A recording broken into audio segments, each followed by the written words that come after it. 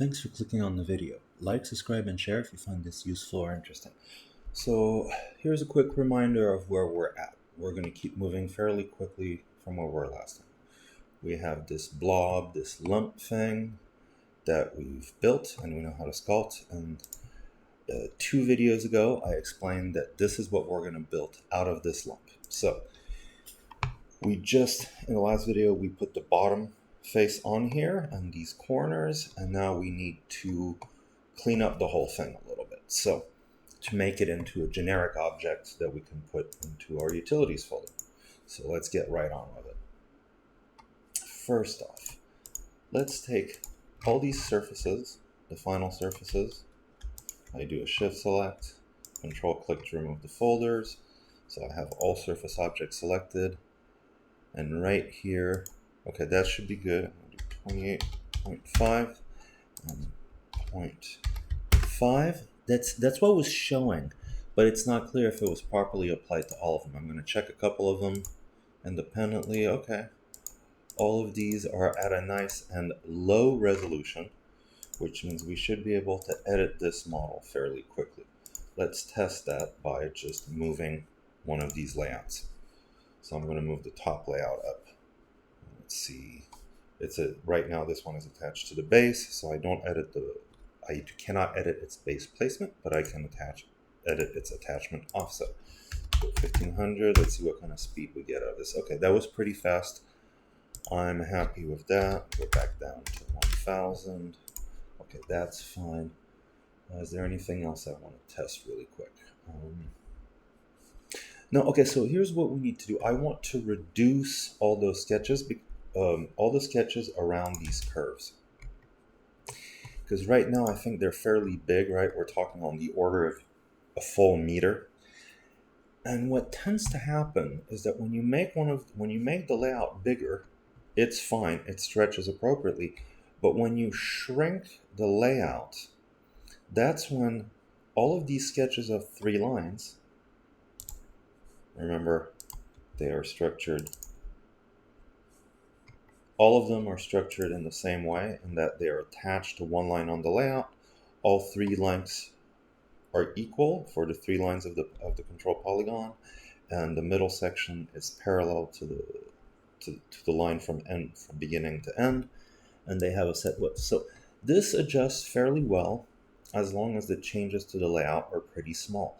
But if you change the layout by more than half, so if you drag this point here below this point, instead of shrinking the 3 lines and keeping the same overall shape, when this point comes down here, it can flip this setup into a weird parallelogram shape. Instead of being a gentle arc, it becomes 3 parallelograms. So there's a few things we can do to help with that, and one of them is to reduce the size, reduce this dimension right here.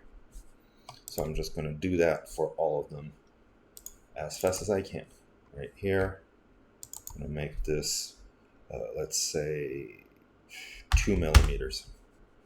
Okay, updates fairly quick. This guy right here, 2 millimeters. Right to the next one, I'm just going to cycle through them all. 2 millimeters. To here. I still have auto update off so that it doesn't waste my time recomputing when I drag this dimension line around, for example. But it still recomputes every time I close a sketch or I switch from one sketch to the next. So it's going to take a minute.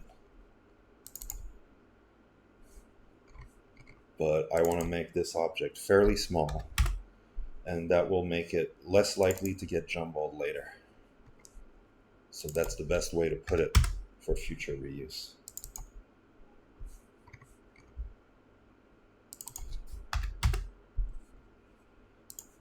Third folder.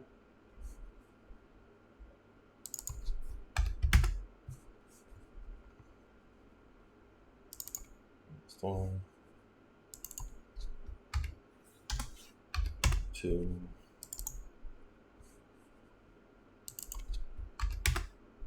Sorry, this episode is going to be a lot of fairly boring housekeeping, but it'll be a review of what's actually inside this thing that we've built, if you follow along, and it needs to be done because I want to make a good object that we can copy paste and reuse in the future. So we should clean it up. It's worth it. Okay, so this is all fairly small now. All these curves are not very pronounced, and the hope is that FreeCAD will treat these sketches in a stable manner when we edit the layout. So I'm going to turn on the layout, and I'm going to work from the top front here. And let's say that for our library object, let's see, 150 and 150, that's 30 centimeters left to right. That's still pretty big. But let's start by reducing the size right here. I'm going to try, what happens if I go all the way down to 100? I want to show you what I'm trying to prevent here with these sketches getting jumbled. This is 100. This is 100. That's a very significant change. I'm dragging this point all the way down here. That means that this point on the 3-line sketch is going to get dragged below all the other ones. And chances are those sketches are going to get jumbled. Let's find out. Close. That worked pretty good. By making the outside offset only 2 millimeters so that there's barely any curve at all, these sketches updated well. See, the middle is still in the middle and the lines are not crossing over. Okay, now this one flipped to the inside. I don't care. It's not a big deal. The important thing is that these 3 lines don't get completely crisscrossed. That would be really bad. Because with this 3 lines being equal and parallel, you could actually draw a shape like here to here to here that would still satisfy this sketch, right? Like completely crossed over. So that's what I'm trying to avoid, and it seems to be working okay. Let's edit the next layout right here. The same thing, just 100 here, 100 here. This is also a little bit of stress testing of this thing that we've built, right? I mean, we can always fix these sketches, but it's nice to have them in a configuration where they're not, where the constraints are not breaking what we're actually trying to do every 2 minutes. Okay, I'm really happy, right? With this low quality, everything updates fast, and by reducing the size of the offset between these 2 lines and making the curve almost completely flat, this thing is behaving fairly well. I'm pretty happy right now. Okay, so let's get down to it. Like, how small do we really want this object to be? Let's just do 100. Let's just do 100 on all these dimensions. I'll have an Control Z. I typed in 100 instead of negative 100. So let's do negative 100 on this one. Now, when we build our surfboard, it's going to be symmetric. So we're going to delete these dimensions and use a symmetric constraint. Of course, we use those dimensions when they make sense. But this is a generic object, and we want it to be able to freely deform it in any direction and not necessarily have it be symmetric. So that's what our library object is going to be. Later, we can optimize depending on the situation. So here, same thing. See, I'm in the middle now. Oh, tell you what, to give this object a little bit of shape in the library, I'm going to make this one minus 150 all around. And that way, at least it'll show that this thing is not just a rectangle. And I don't have to do it for both dimensions. I can just do it along the X here, 50. This might be okay. So, okay, this is fine as far as these layouts. It doesn't need to be rotated. I'm going to reset the axis to be the Z-axis for default rotation. The middle, I'm not trying to edit. I just want to change the attachment offset on this guy, and right now it's at 400. Make it 200, right? That'll be kind of a squarish. That'll give each face a square-ish proportion. I think that would be fine. Okay, update this one and then here. So we had 200 on the lower one, Let's do 400 for this guy. Okay. I think this is pretty okay. We can have this be our library object in terms of its shape, right? I think it communicates fairly well what it is. And when I look at it to see what it is, so I say it was all hidden in the library. Well, I would open it and say, well, what's in here? Okay, there's layouts, there's control sketches. Okay, there's a bunch of things. What's at the end? If I look at the end, see, okay, there's these things. And then if I look at the final surfaces, I see this. So here's something we should fix right here before we put this in the library, is that we've created new objects here and we didn't add them to the view set, so we should do that. Right here, before we even get into the business of view sets, let's add all the extra surfaces to this final object right here. So here's how I'm going to do that. I'm going to hide this. This is the object I'm going to edit, but here. I'm going to turn on the final surfaces. Last time we had edited this object, it was still just the loft kind of thing, and we didn't have this cap on top and bottom that makes it not a loft. So I want to add some faces in here. All right, I select the object that is the real source of what we see on this guy, right? It's the subject right here. I go to its faces list, and right here, I'm going to add the new faces we've created. So there's top face and the edge blends. And now this is important. When you want to add these these preview corner blends here, you have to select the individual face inside of them. Silk thinks of it as a single object, but Curve doesn't know about that. It needs to be told specifically, hey, you need all three of these faces right here.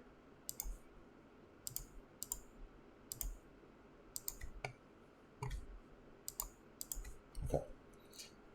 I'm going to do it in one operation, and then I'll do the bottom. All right, so I'm going to hit OK. And okay, this updated. And it has it like, see, right now there's a big temptation to turn up the quality on these surfaces. But remember, we're keeping low quality on purpose because we want this model to be really responsive right now.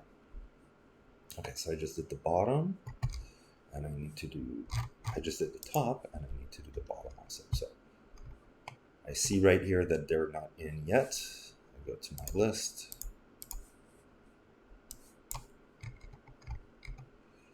Center face. Oh, I need to hit the control, not shift. Control, click, control, click, control, click, control, click, click, click, click, click, click. And I'm not being super picky about the order I click these things in because they live in the curves object. I mean, the solid object from the curves workbench, which is actually a shell, which was a shell so far, but check out what happens when I put these guys in. See, shape status shell, I click, it's going to update. I click it again, now it's a solid. We've given it all the faces it needs to actually be a solid. So now, this name is not lying anymore. And I'm going to remove this shell portion of it here. Because it truly is now a solid. I mean, we might delete some faces later, but for now we have them. All right, I also want to add these things to the view set of the final surfaces themselves. So what do I need? And here it doesn't matter too much if they're in order or not, but let's grab the two final restored surfaces, the last 8 blends, right? Four edge blends on the bottom, 4 edge blends on top. I think that's it, 8 of them. And then the 8 star surfaces, which are the triangular corner blend previews. Okay, I have selected all these items. I hit make link. That's how I create these objects that I call view sets. And I'm in placement. I'm going to put it here, which is at 800 NDX. All right, and then go ahead and close this, close that, go in view sets. So I'm going to grab all these things and I'm going to drop them into view final surfaces. All right, now I can hide them from here, hide these things. What else am I missing? Okay, I should put the top and bottom whole face onto this one here. So that is not in my final surfaces, that is in my primary curves and surfaces right here. So I'm just going to click the one on top, click the one on the bottom, make link. They're selected and they go at X. 2 times 800 is 1600. 1600, here we go. All right, okay, looking pretty good. And then these guys, I will add them to the folder for view primary surfaces. Okay, I think we're looking pretty good here. It's strange, like this looks like it's higher quality than this one, but I think they're actually the same quality. So this says under view 0.5, 28.5, and this one says the same thing. Interesting. This one certainly looks rougher than that one, but that's fine. We want to be working on low quality right now for responsiveness. Okay, so these view sets are fine. These are fine. What else should I do before I change the name of this one and drop it in utilities? Well, speaking of names, let's check folder names and clean it up a little bit, because it's nice to have the numbering system have a dash before the end here, just to keep everything consistent and readable. So, okay, so at this level, all the folder names are correct after I fix this one.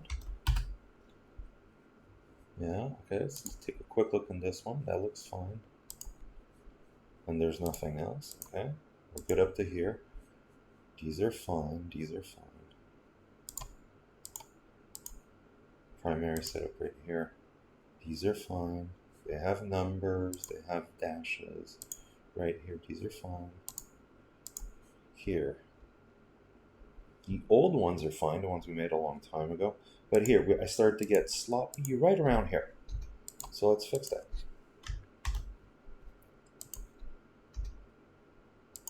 I mean, every now and then it's worth it to go back into your utility folder and see if things still make sense. Possibly do some cleanup before you do more copy pasting.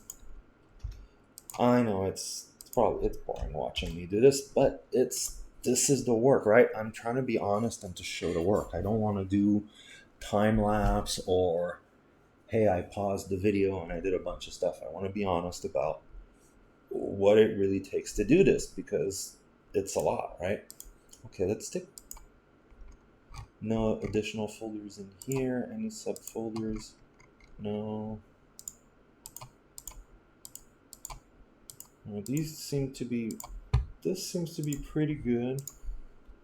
I mean, there's stuff that we could organize more. You can always organize more, but you gotta cut it off at some point. I just want to organize things to a practical level. So here I have folders for the entire section of curves, but then the spans are by themselves. Like I could make a folder for this and call it span 1 to 2. I don't want it. Okay, I'm not gonna do that. Okay. Let's look in here. What else do we have? Are we in good shape here? We're pretty good right here. Just put another underscore here. This here, I changed the name on this one so that it doesn't have shell anymore, because it's not a shell anymore. So I'm going to make that as well. I'm just going to reset the number to 1 and see, and let it reset itself. If you don't know what number you're supposed to put on something, just put all zeros or 001, and then FreeCAD will find for you the next available number. Okay, guys, I think this is it. We can call this solid 3x4. Give it the number 0, and drop it in utilities.